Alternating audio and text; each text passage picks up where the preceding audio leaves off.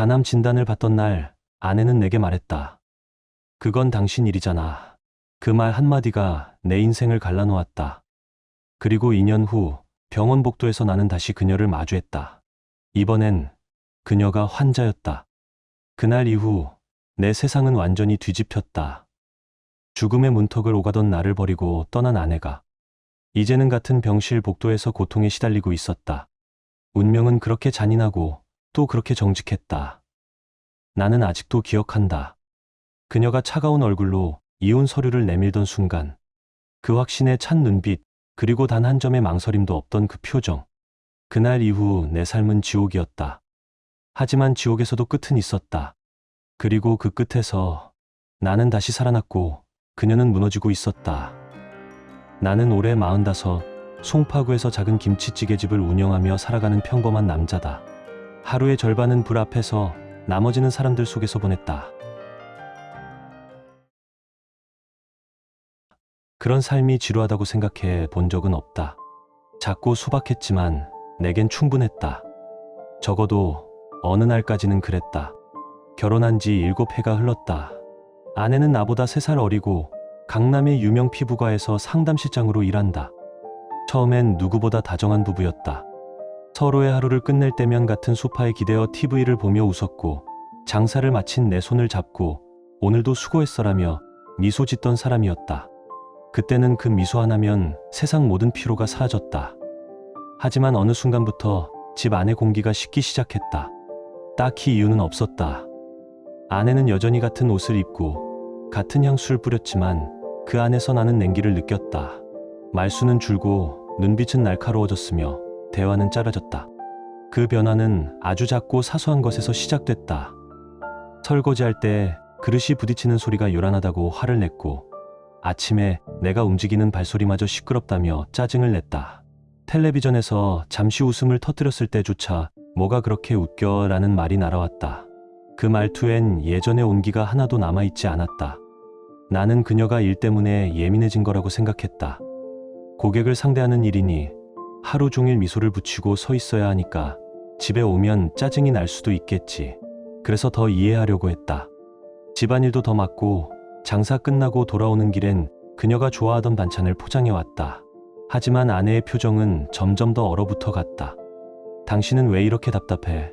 그 말은 이제 하루에 한 번씩은 들려왔다. 내가 뭘 해도 마음에 들지 않는다는 듯 음식은 간이 안 맞고 빨래는 제대로 안 됐다. 심지어 퇴근길에 들러 산 국화 한 다발마저 이런 거 살 돈 있으면 딴 데나 쓰지. 라는 말로 돌아왔다. 그녀의 목소리는 매일 조금씩 차가워졌고 나는 점점 말을 잃어갔다. 밤이 되어도 같은 침대에 누워 서로 등을 돌린 채 잠이 들었다. 그 등 사이의 거리는 손 한 뼘이었지만 그보다 더 멀게 느껴졌다. 가끔은 그녀의 숨소리가 들리지 않을 때가 있었고, 그럴 땐 내 심장까지 얼어붙는 듯했다. 언제부터인가 우리 집엔 대화 대신 침묵이, 미소 대신 냉기가 자리를 잡았다. 그리고 나는 알 수 없는 두려움에 잠을 설치기 시작했다. 무엇이 잘못됐는지 모르겠는데 분명히 어딘가 금이 가 있었다. 보이지 않는 균열은 그렇게 천천히 그러나 확실하게 우리를 갈라놓고 있었다. 예전엔 하루가 끝나면 서로의 이야기를 나누며 웃었다. 그날 있었던 사소한 일들, 손님이 남긴 농담, 거리에서 본 풍경까지 무엇이든 대화의 주제가 됐다. 하지만 이제는 침묵뿐이었다. 텔레비전 소리만 메아리치고 우리는 각자의 그림자 속에 묻혀 있었다. 가끔 내가 먼저 말을 걸어 보아도 아내는 늘 같은 대답을 했다. 피곤해. 그 말 뒤엔 아무런 여지도 없었다. 대화의 문은 닫혀 있었고 나는 그 문 앞에 서 있는 사람처럼 허공을 바라봤다. 도대체 어디서부터 잘못된 걸까? 나는 그 답을 찾지 못해 형에게 전화를 걸었다. 형은 한참 듣더니 부부는 원래 그런 시기가 있어. 그냥 조금만 더 참아. 라고 말했다. 그 말이 틀리진 않았지만 내 마음은 도무지 진정되지 않았다. 이건 단순한 시기가 아니었다. 사람이 변했다는 건 이미 그 마음이 다른 방향으로 가고 있다는 뜻이니까. 그렇게 혼란스러운 나날을 보내던 어느 날 병원에서 연락이 왔다. 3년마다 받는 건강검진 시기라며 예약을 잡으라고 했다. 몸에 특별한 이상은 없었지만 나이도 있고 해서 그냥 의례적으로 받기로 했다. 그땐 몰랐다. 그 평범한 검진이 내 인생의 경로를 완전히 바꿔놓을 줄은. 검진날 아침, 아내는 식탁에 커피잔을 내려놓으며 말했다. 검사 잘 받고 와. 그 말엔 걱정도 온기도 없었다. 그저 의무적인 인사 같았다. 나는 대답 대신 고개만 끄덕이고 집을 나섰다. 가을 햇살은 유리창에 부서졌고 병원 입구의 공기는 살짝 싸늘했다. 검진은 늘 하던 절차대로 진행됐다. 엑스레이를 찍고 피를 뽑고 내시경을 했다. 기계음이 울리고 차가운 금속 냄새가 코끝을 스쳤다. 별다른 생각은 없었다. 그저 이런 게 나이 든다는 거겠지 하고 스스로를 다독였다. 의사는 결과가 일주일 후에 나온다며 그때 다시 오세요 라고 말했다. 나는 가벼운 마음으로 병원을 나와 점심으로 김밥 한 줄을 사들고 가게로 돌아왔다. 하지만 사흘 뒤 예상보다 빠르게 병원에서 전화가 왔다. 간호사의 목소리는 조심스러웠고 말끝이 약간 떨렸다. 검사 결과가 나왔습니다. 가능한 한 빨리 내원해 주세요. 나는 그저 성실한 안내 정도로 여겼다. 별일 아닐 거라며 웃어넘겼다. 그때까지만 해도 내 안의 불길은 아무것도 타오르지 않았다. 병원에 도착해 의사 앞에 앉았을 때 그의 눈빛은 이상하리만큼 무거웠다. 컴퓨터 화면을 바라보던 그는 잠시 침묵하더니 천천히 내 쪽을 돌아봤다. 그 짧은 침묵 속에서 이미 모든 걸 느꼈다. 설명은 아직 시작되지 않았는데 공기 속엔 이미 한 단어가 떠 있었다. 그리고 그 단어가 내 삶의 첫 번째 금을 냈다. 결과가 어떻게 나왔습니까?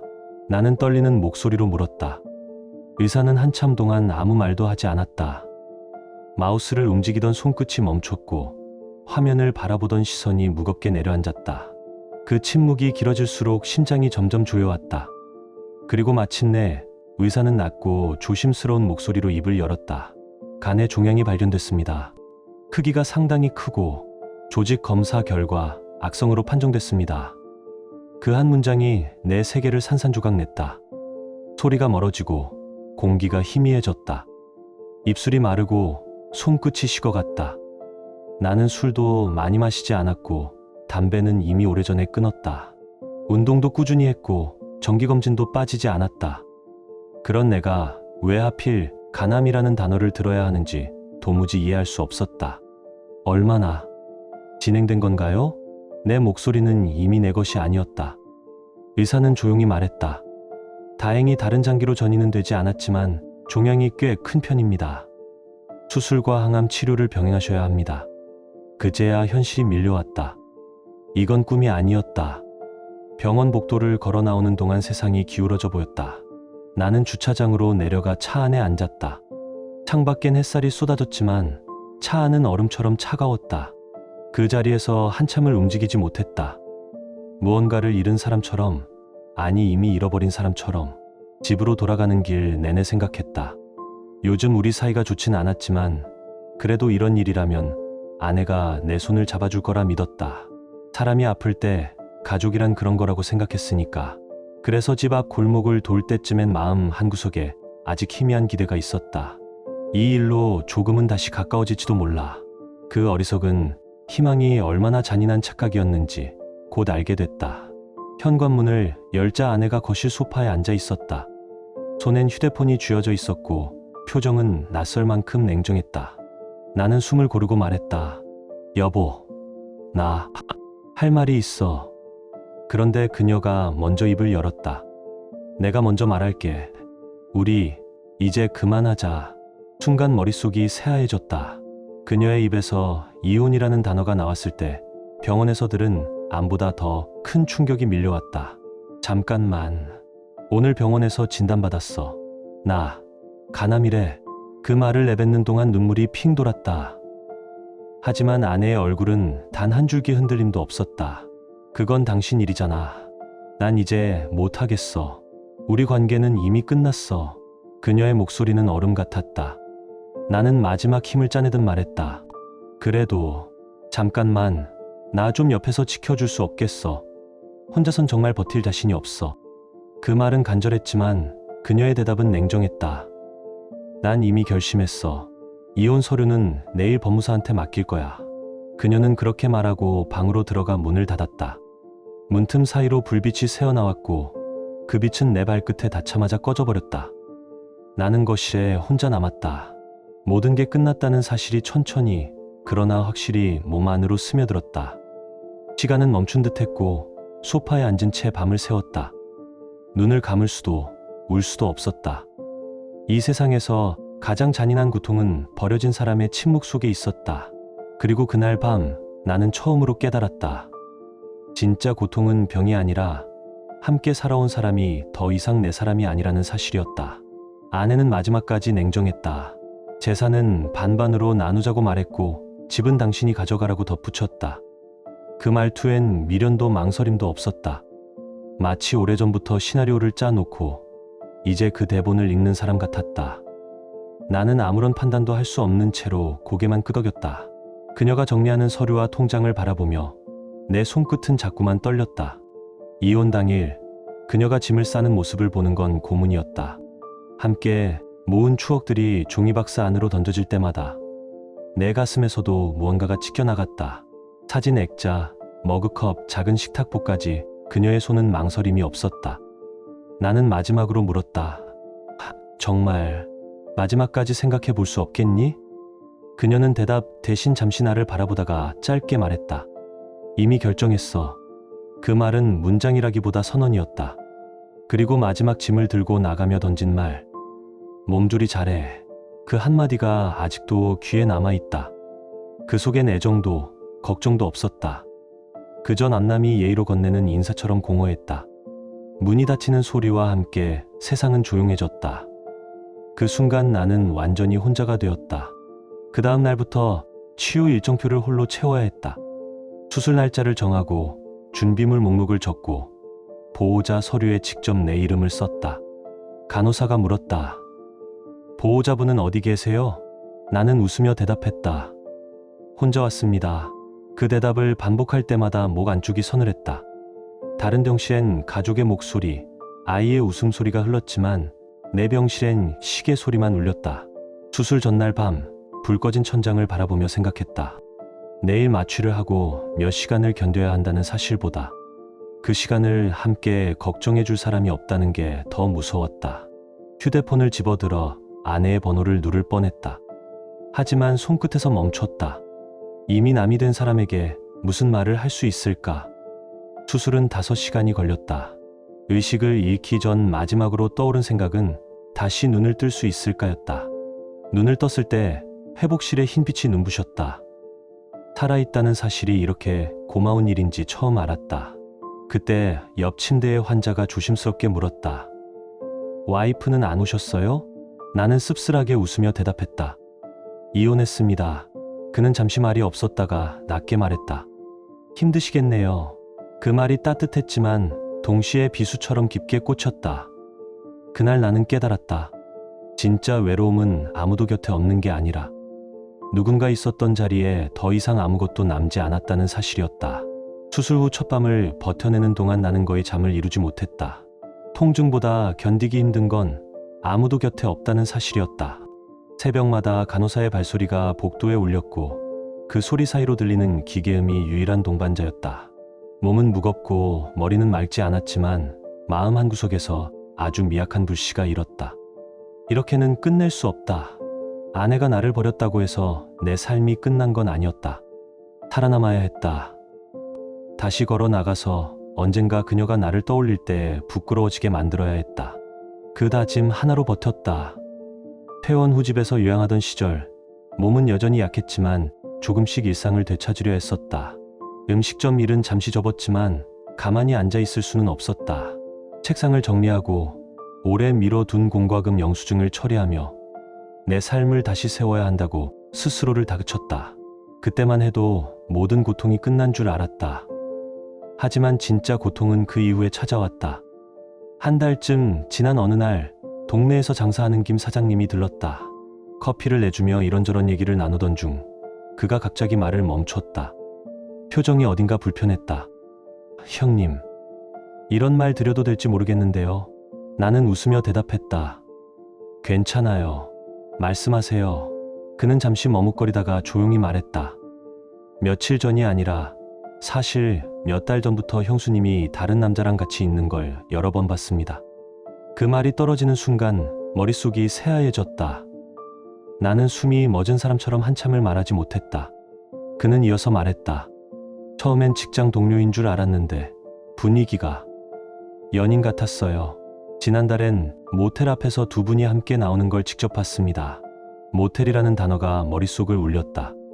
그가 미안하다는 듯 덧붙였다. 형님이 아픈 상황이라 차마 말씀을 못 드렸는데 그래도 알고 계셔야 할 것 같아서요. 나는 고개를 숙이며 짧게 말했다. 고맙습니다. 혼자 있고 싶어요. 그가 나가고 문이 닫히자 집 안엔 침묵만 남았다. 소파에 앉아 생각해보니 모든 퍼즐이 맞춰졌다. 아내가 사소한 일에도 날 몰아붙이던 그 시기. 당신은 왜 이렇게 답답하냐. 며 날 몰아세웠던 그 말들. 그건 짜증이 아니라 비교였다.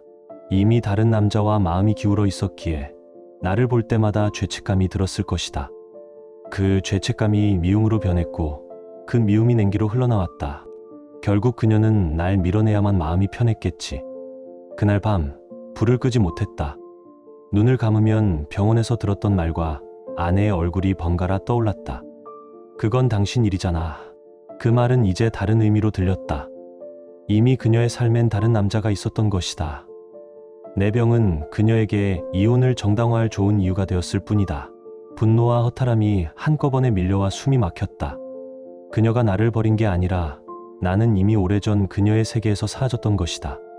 그 사실이 어떤 병보다 더 깊이 아팠다.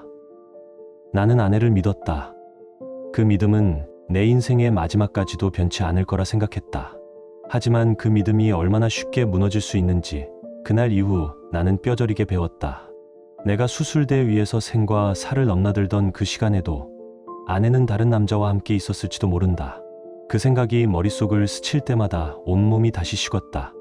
그녀가 이혼 서류를 내밀던 순간 그 차가운 확신의 표정이 떠올랐다. 그때는 몰랐다. 왜 그리 단호했는지, 왜 눈빛 하나 흔들리지 않았는지 이제야 알겠다. 이미 마음의 목적지가 정해져 있었던 것이다. 수술이 끝나자 본격적인 항암 치료가 시작됐다. 의사는 담담하게 말했다. 완전히 회복하려면 최소 1년 반은 각오하셔야 합니다. 나는 고개를 끄덕였지만 머릿속은 텅 비어 있었다. 그 말이 뜻하는 건 단순히 시간이 아니라 매일이 전쟁이라는 의미였다. 항암제를 맞기 시작하면서 진짜 지옥이 열렸다. 처음 사흘간은 버틸만 했다. 하지만 그 뒤부터는 메스꺼움이 파도처럼 밀려왔다.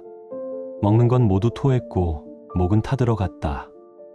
아침에 눈을 뜨면 베개 위엔 머리카락이 한 움큼씩 떨어져 있었다. 거울 속에 나는 하루가 다르게 낯설어졌다. 눈 밑은 퀭했고 볼은 움푹 패였다. 예전 78kg이던 몸무게는 2달 만에 65kg로 줄었다. 바지는 헐렁했고 벨트는 몇 칸을 줄여야 했다. 거울 속에는 더 이상 나라고 부를 수 없는 사람이 서 있었다. 하지만 가장 괴로운 건 피로였다.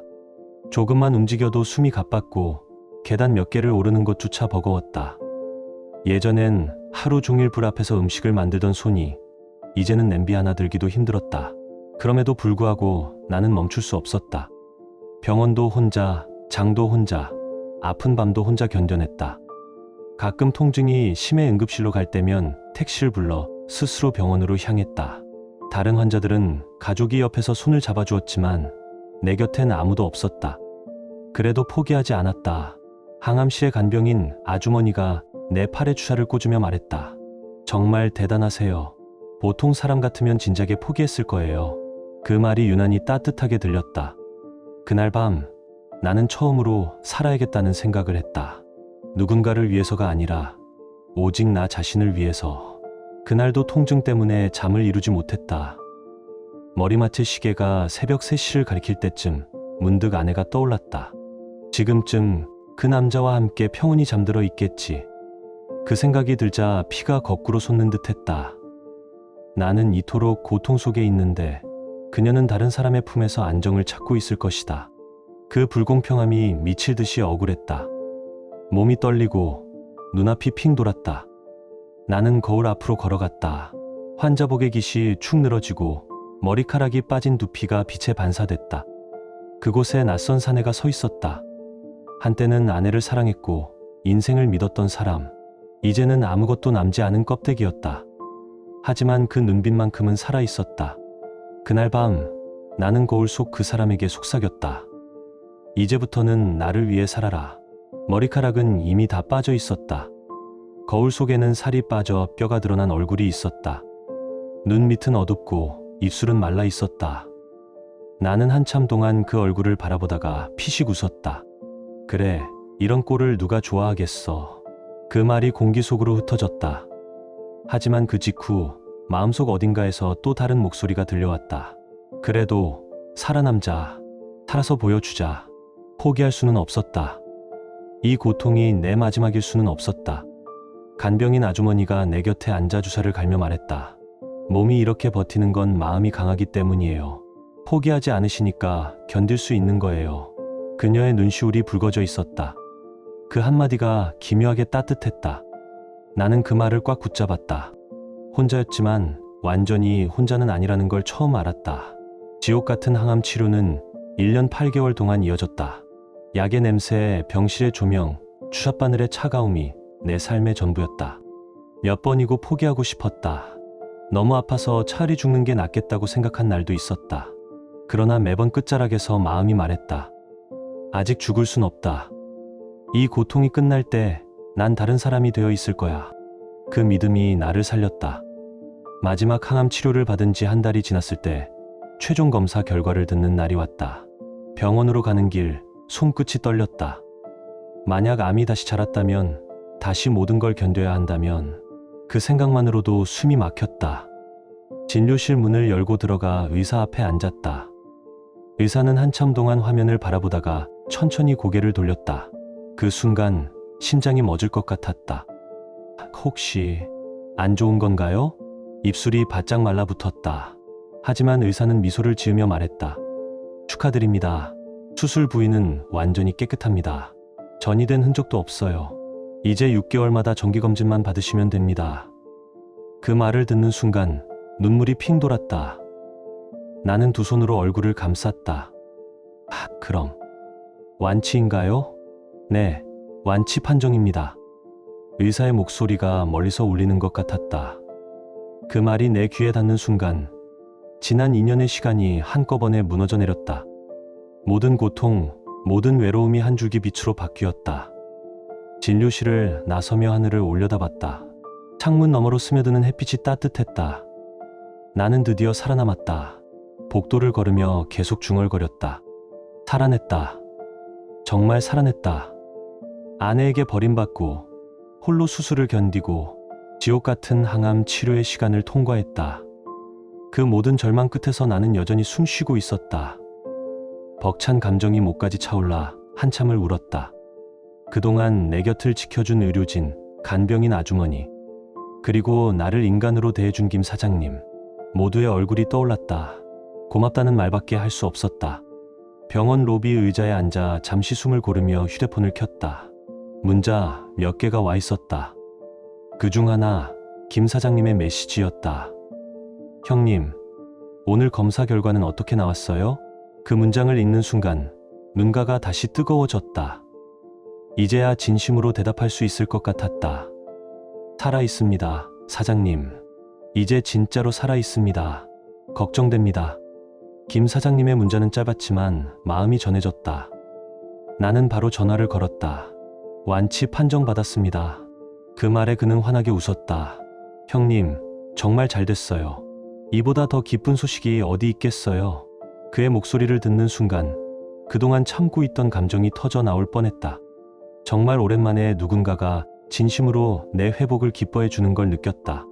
그때 문득 아내 생각이 스쳤다. 만약 그녀가 내 곁에 남아 있었다면 지금 이 기쁨을 함께 나눌 수 있었을까? 그 상상이 잠깐 마음을 흔들었지만 곧 고개를 저었다. 아니다. 가장 힘들 때 나를 버린 사람에게 이런 좋은 소식을 들려줄 이유는 없었다. 그녀는 나를 떠났고 나는 살아남았다. 그것이면 충분했다. 오히려 혼자 이겨냈다는 사실이 자랑스러웠다. 죽음의 문턱까지 갔다가 내 두 발로 돌아온 사람, 그게 지금의 나였다. 병원 주차장으로 걸어가는데 햇살이 따뜻하게 내려앉았다. 항암 치료를 받을 때는 그 빛이 칼날처럼 따갑게 느껴졌는데 이제는 그 온기가 살결에 스며들었다. 나무는 더 푸르고 사람들의 얼굴은 더 환했다. 모든 게 새로웠다. 살아있다는 게 이렇게 좋은 거였구나. 그 단순한 문장이 마음을 가득 채웠다. 집으로 돌아가는 길에 마트에 들렀다. 한동안 잊고 지냈던 음식들을 장바구니에 담았다. 국거리 고기, 신선한 채소, 그리고 내가 제일 좋아하던 생맥주 한 캔. 치료 중에는 아무 맛도 느낄 수 없었지만 이제는 모든 게 다시 살아났다. 저녁 식탁에 앉아 맥주를 한 모금 들이켰다. 의사가 말했었다. 이제는 가볍게 한 잔 정도는 괜찮습니다. 오랜만에 마시는 그 맛이 눈물이 날 만큼 달았다. 창밖에 어둠이 부드럽게 내려앉을 때 나는 속삭였다. 이제 정말 끝났구나. 그건 절망의 끝이 아니라 새로운 시작의 선언이었다. 한 달 뒤 후속 검진을 받으러 병원에 갔다. 이번엔 두려움이 없었다. 진료는 금세 끝났고 의사는 밝은 표정으로 말했다. 정말 잘 회복되고 계십니다. 지금 상태면 걱정 없어요. 가슴이 벅차올랐다. 복도를 걸어 나오며 미소를 지었다. 그때 앞쪽에서 익숙한 뒷모습이 눈에 들어왔다. 걸음걸이, 어깨선, 체형. 순간 심장이 내려앉았다. 설마, 아닐 거야. 하지만 가까이 다가가자 그건 분명히 그녀였다. 아내였다. 그러나 그 모습은 내가 기억하던 아내가 아니었다. 창백한 얼굴, 힘이 빠진 어깨, 헐렁한 옷. 손목에는 하얀 환자용 팔찌가 채워져 있었다. 그녀는 병원 환자였다. 나는 본능적으로 발걸음을 멈췄다. 멀리서 바라보았다. 누군가 곁에 있나 싶어 두리번거렸지만 그녀는 혼자였다. 접수 창구에서 서류를 내밀던 손이 미세하게 떨렸다. 그때 내 안에서 무언가가 복잡하게 뒤섞였다. 분노도, 연민도, 그리고 이상한 평온도. 그래, 이제는 서로의 자리가 바뀌었구나. 그녀가 나를 버리고 떠났던 그날, 나는 절망 속에서 죽음을 견뎠다. 그리고 오늘 나는 살아남았고 그녀는 병의 그림자 속에 서 있었다. 운명은 그렇게 조용히 돌아왔다. 나는 잠시 더 바라보다가 고개를 숙였다. 그리고 마음속으로 아주 천천히 중얼거렸다. 이제는 너도 내 몫의 시간을 견뎌야 할 거야. 그때였다. 아내 옆을 지나가던 간호사들의 대화가 들려왔다. 저분이지. 그때 그 유명한 드라마 주인공처럼 됐다던 환자. 네, 저분 유방암이에요. 얼마 전에 항암 시작하셨는데 많이 힘들어하세요. 그 말이 내 귀에 박히는 순간 숨이 막혔다. 아내가 유방암이라니. 놀라움보다 먼저 밀려온 건 묘한 공허함이었다. 한때 나를 버리고 떠나던 그 당당한 얼굴이 떠올랐다. 이제 그 자리에 힘을 잃은 여자가 서 있었다. 더 충격적인 건 그녀가 혼자였다는 사실이었다. 그 남자는 어디 간 걸까? 아내가 아픈데 왜 곁에 없을까? 나는 안내데스크 근처 벤치에 앉아 기다렸다. 이유를 모르겠지만 확인하고 싶었다. 1시간쯤 지나 아내가 진료실에서 나왔다. 걸음이 무거웠고 얼굴엔 절망이 묻어 있었다. 그녀는 로비 의자에 앉아 휴대폰을 꺼내 전화를 걸었다. 왜 전화를 안 받아? 오늘 결과 나왔는데. 목소리가 떨렸고 울음이 섞여 있었다. 그러나 상대는 끝내 받지 않았다. 몇 번을 더 시도하더니 결국 한숨을 쉬며 고개를 떨궜다. 그녀는 천천히 자리에서 일어나 택시를 탔다. 차 문이 닫히는 순간 묘한 감정이 가슴을 스쳤다. 안타까움, 분노, 그리고 이상한 평정. 그래, 인간은 이렇게 돌아오는 거구나. 그녀가 나를 버리고 다른 남자의 품으로 갔던 그날, 세상은 잠시 그녀 편인 듯 했지만 결국 시간이 모든 걸 제자리로 돌려놨다. 며칠 동안 마음이 복잡했다. 아내의 병이 머릿속에서 떠나지 않았다. 정말 유방암이 맞을까? 그 남자는 대체 어디로 사라진 걸까? 며칠 후 궁금함을 참지 못해 김 사장님을 찾아갔다. 혹시 요즘 제 전처 본 적 있으세요? 그 남자랑은 어떻게 됐는지 아세요? 김 사장님은 잠시 머뭇거리다 조용히 말했다. 아, 그 얘기요? 들은 바로는 그 남자 도망갔다고 하더라고요. 도망요? 그는 한숨을 내쉬며 말을 이었다. 형수님이 암 진단 받았다는 소식 듣고 연락 끊고 번호도 바꿨대요. 아내분이 건강할 땐 달콤하게 굴더니 아프니까 사라졌답니다. 말을 듣는 순간 웃음인지 한숨인지 모를 소리가 나왔다. 김 사장님은 덧붙였다. 동네에서도 소문이 많아요. 결혼한 여자를 유혹해서 이용해놓고 막상 암에 걸리니까 도망갔다고 다들 욕하더라고요. 그 말을 들으며 이상하게도 눈앞이 흐려졌다. 그녀가 당한 건 분명 인과였지만 그럼에도 불쌍했다. 나를 떠날 땐 그렇게 확신에 차 있었는데 이제는 아무도 곁에 없는 채로 병과 싸우고 있었다. 며칠 후 병원에 볼 일이 있어 다시 갔다. 접수대 근처에서 직원들이 대화하는 소리가 들렸다. 그 환자분 참 안 됐어요. 예전엔 정말 자신감 넘쳤는데 지금은 완전히 달라졌어요. 그러게요. 혼자 오셔서 치료받으시는데 가끔 로비에서 우는 모습도 봤어요. 그 말을 듣는 순간 이상하게 가슴이 저렸다. 그녀가 흘린 눈물의 무게를 나는 너무 잘 알고 있었으니까. 처음엔 남편인지 남자분이 늘 함께 오셨다고 했다. 하지만 어느 날 병원 복도에서 두 사람이 크게 싸우는 걸 들었다고 간호사는 말했다. 그 남자분이 소리쳤어요. 난 이런 거 못 견뎌. 앞으로 연락하지 마. 그러고는 그대로 나가버렸죠. 아내는 그 자리에서 울면서 매달렸다고 했다. 제발 가지 마. 나 혼자서는 못해. 그러나 그 남자는 돌아보지도 않았다. 그 말을 들으며 나는 아무 말도 할 수 없었다. 머릿속에는 단 하나의 장면이 떠올랐다. 간암 진단을 받던 날 내게 이혼을 요구하던 그녀의 차가운 얼굴. 그건 당신 일이잖아. 그때의 냉정함이 이제는 똑같이 돌아온 것이다. 완벽한 인과응보였다. 며칠 후 병원에서 마지막으로 그녀를 보았다. 항암 부작용 때문인지 머리도 거의 빠져 있었고 얼굴은 해쓱했다. 그녀의 걸음은 느리고 불안정했다. 나는 그 모습이 낯설지 않았다. 2년 전 내가 바로 그 자리에 있었으니까. 하지만 이상하게도 마음이 흔들리진 않았다. 연민보다 먼저 찾아온 건 냉정한 현실감이었다. 로비 의자에 앉아 울고 있는 그녀를 보며 속으로 중얼거렸다. 날 버리고 떠나더니 결국 같은 병 앞에서 혼자가 됐구나. 난 혼자서도 이겨냈는데 넌 어떻게 할 거야? 냉혹하게 들릴지 몰라도 그게 내 진심이었다. 그녀의 눈물은 내 과거의 그림자처럼 흘렀지만 그 눈물에 다시 젖을 이유는 없었다. 나는 조용히 병원을 나왔다. 문을 열고 나가자 햇살이 쏟아졌다. 그 빛이 피부 위에 닿는 순간 모든 게 끝났다는 걸 알았다. 이제 나는 완전히 건강했고 새로운 삶을 시작할 수 있었다. 그리고 그녀는 혼자 남아 자신이 만든 어둠 속에서 싸워야 했다. 정말 운명의 장난 같았다. 집으로 돌아가는 길, 문득 웃음이 새어나왔다. 모든 게 제자리를 찾고 있었다. 나를 배신하고 떠난 사람들은 결국 자신이 뿌린 고통을 거두고 있었고 나는 오직 나 자신만의 힘으로 다시 일어섰다. 그게 진짜 복수였다. 난 다시 살아가고 넌 이제 혼자 버텨내라. 그게 내가 그녀에게 남기고 싶은 마지막 말이었다. 더 이상 그 누구 때문에 내 마음을 어둡게 만들지 않기로 했다. 이제 나는 내 인생을 위해서만 살아갈 것이다. 햇살 가득한 길을 걸으며 나는 미소 지었다. 지난 몇 년간의 고통과 배신, 그 모든 게 나를 강하게 만들었다. 이제 더 이상 분노도 원망도 없었다. 그저 끝내 이겨낸 사람의 평온함만이 남아있었다. 나는 하늘을 올려다보며 조용히 말했다. 이제 그만 모두 용서한다.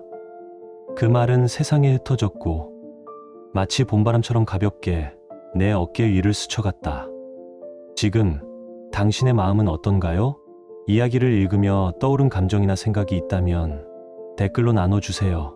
당신의 진심 어린 한마디가 누군가에겐 큰 위로가 될 수 있습니다. 이 짧은 이야기 속에 작은 온기나 잊고 지낸 감정 하나라도 담겨 있었다면 그것만으로 이 이야기는 충분히 의미 있는 시간이었을 거예요. 좋아요와 구독 그리고 공유는 이런 따뜻한 이야기가 더 많은 사람의 하루에 조용히 스며들 수 있는 힘이 됩니다. 함께 해주셔서 고맙습니다. 당신의 하루에도 조용한 평안과 따뜻한 사람이 함께하길 진심으로 바랍니다.